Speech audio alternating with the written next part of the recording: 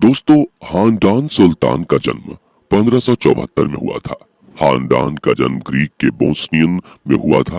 कई लोगों के मुताबिक हानडान का जन्म जिस घर में हुआ था वो एक समृद्धशाली घर था, जहां पर धन को लेकर किसी प्रकार की कोई दिक्कत नहीं थी।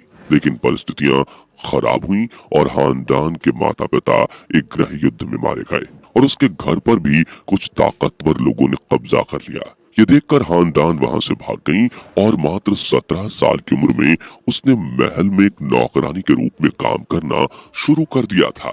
असल में हानडान को महल में पहली बार मोहम्मद पाशा लेकर आया था। मोहम्मद पाशा उस समय ऑटोमन एम्पायर के महल का सबसे खास और सबसे दिमाग वाला वजीर हुआ करता था। एक दिन जब वो रुमेलिया आइलैंड से वापस लौट रहा था, तभी उसने अपने कुछ सैनिकों को एक लड़की के पीछे जाते देखा। जब उसने वापस रुककर अपना घोड़ा पीछे की तरफ लिया, तो जो दृश्य था उसे देखकर मोहम्मद पाशा की आंखें खुली की खुली रह गईं।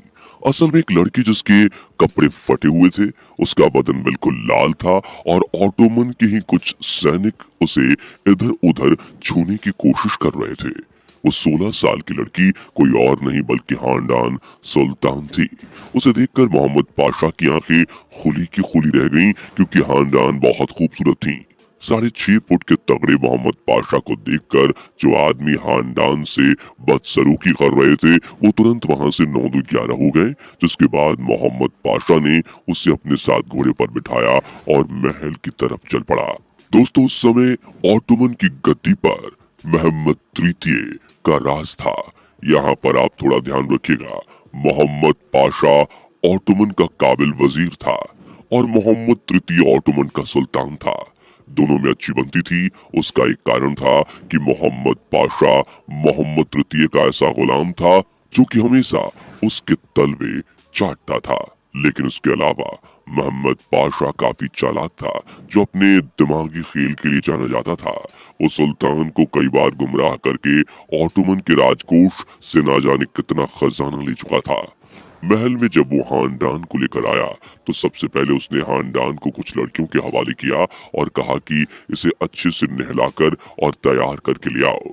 कुछ समय बाद ही हानडान को एक शाही जोड़े में लेकर आया गया। उस हालत में हानडान को देखकर मोहम्मद पाशा की नीयत उस पर खराब हो गई। मोहम्मद पाशा का मन था कि हानडान को अभी कमरे में ले जाकर उसका ताला खोल दे, लेकिन उसने अपने आप को कंट्रोल किया और मोहम्मद तृतीय के कक्ष में गया और कहा कि सुल्तान, आपके लिए कैसा नायाब तोहफा लाया हूँ जिसे देखकर आपकी आंखें कभी बंद ही नहीं होंगी। मोहम्मद तृतीय को लगा कि फिर आज किसी देश से पाशा उसके लिए अच्छी शराब लेकर आया है, लेकिन ऐसा नहीं था।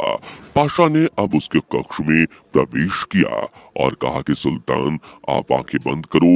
इतनी बात को सुनकर मोहम्मद तृतीय को लगा कि बात कुछ और है, लेकिन उसने आंखें बंद करने से मना किया। पाशा ने भी ज्यादा जिद नहीं की और हानडान को अंदर लाने के लिए कहा।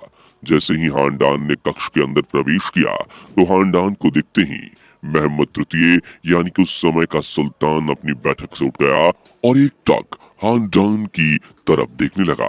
वो देखने में सिर्फ 16-17 साल की थी, लेकिन उसके हुस्न के आगे महल की 28 साल की औरतें भी फीकी पड़ रही थी। महल की सभी लड़कियां और औरतें हानडान को देखकर जल रही थी। मोहम्मद तृतीय के अनुसार जब हानडान ने कमरे के अंदर कदम रखा था, उसी समय पूरे कमरे में एक बड़ी ही भीनी भीनी खुशबू फैल गई थी। ये खुशबू ऐसी थी कि किसी को भी मदहोश कर सकती थी। उसके हरे रंग के शाही वस्त्र उस पर ऐसे लग रहे थे जैसे कि कोई लाल फूल हरी पंखुड़ियों के बीच खिला हो। उन शाही कपड़ों में हानडान की गर्दन के साथ उसके कंधे बिल्कुल खुले हुए थे। सुल्तान हानडान को देखकर बिल्कुल पागल हो गया और उसी समय उसे खा जाना चाहता था। लेकिन उस कमरे में हानडान के अलावा दो लोग और मौजूद थे। पहला पासा जो हानडान को लेकर आया था और दूसरा मोहम्मद तृतीय, और दोनों ही उस लड़की को हवस भरी निगाहों से देख रहे थे। लेकिन पाशा उसे चाहकर भी कुछ करना नहीं चाहता था, क्योंकि उस खूबसूरती को दिखाकर पाशा सुल्तान का भरोसा पूरी तरह से जीतना चाहता था। करीब 5 से 10 मिनट हानडान को घूरने के बाद सुल्तान ने पाशा को कमरे से बाहर जाने का आदेश दे दिया। पाशा बाहर निकल गया और कक्ष के दरवाजे बंद कर दिए गए। खानदान डरी हुई थी, लेकिन उसे पता था कि उसके साथ क्या होने वाला है, इसलिए उसने ज्यादा किसी चीज का एतराज नहीं किया। सुल्तान खानदान के पास गया। तब खानदान को एहसास हुआ कि सुल्तान ने काफी ज्यादा शराब पी रखी है। सुल्तान ने खानदान को अपने बिस्तर पर धक्का दे दिया। वो बिस्तर पर गिर गई और शराब के नशे में धुत सुल्तान भी उसके ऊपर गिर गया। सुल्तान ने उसके हाथों की उंगलियों के बीच अपनी उंगलियां फंसा दी। अब खानदान भी मदहोश हो चुकी थी, इसलिए उसने किसी तरह का कोई विरोध नहीं किया।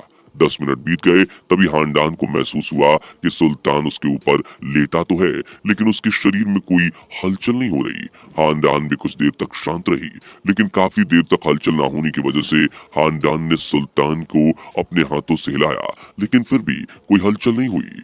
तब खानदान ने अपने हाथों से जोर लगाकर सुल्तान को अपने बदन से नीचे गिरा दिया। तब उसने देखा कि सुल्तान पूरी तरह से सो चुका है। उसके बाद खानदान उठी। उसने अपने आप को शीशे में देखा और सोचने लगी कि सच में मैं इतनी सुंदर हूँ कि एक पूरे साम्राज्य का सुल्तान मेरे लिए पागल हो चुका है। उसने सोच लिया था कि अगर ऐसा है तो वो अपने आप को मर्दों पर कुर्बान कर देगी, लेकिन अपनी पहचान बनाएगी। अगले दिन जब सुल्तान की आंखें खुली तो उसने देखा कि उसके बदन पर कपड़े नहीं हैं और उसके बगल में खानदान सो रही है, उसके बदन पर भी कपड़े नहीं हैं। उसे रात का कुछ याद नहीं था, लेकिन अब इतना कुछ देखने के बाद उसे लगा कि जरूर रात को कुछ हुआ होगा, तभी तो हम इस हालत में हैं। लेकिन उसे अच्छे से कुछ याद नहीं था। उसके उठने के कुछ देर बाद ही खानदान भी उठी और ऐसा नाटक करने लगी जैसे उसके शरीर में काफी दर्द हो रहा है। जब उसने ऐसा करना शुरू किया तो सुल्तान को लगा कि शायद रात में उसने ज्यादा ही ताकत दिखा दी। खानदान सुल्तान से इतना प्यार दिखा रही थी जैसे कि उसकी बीवी हो, लेकिन सुल्तान को काम था इसलिए वो चला गया।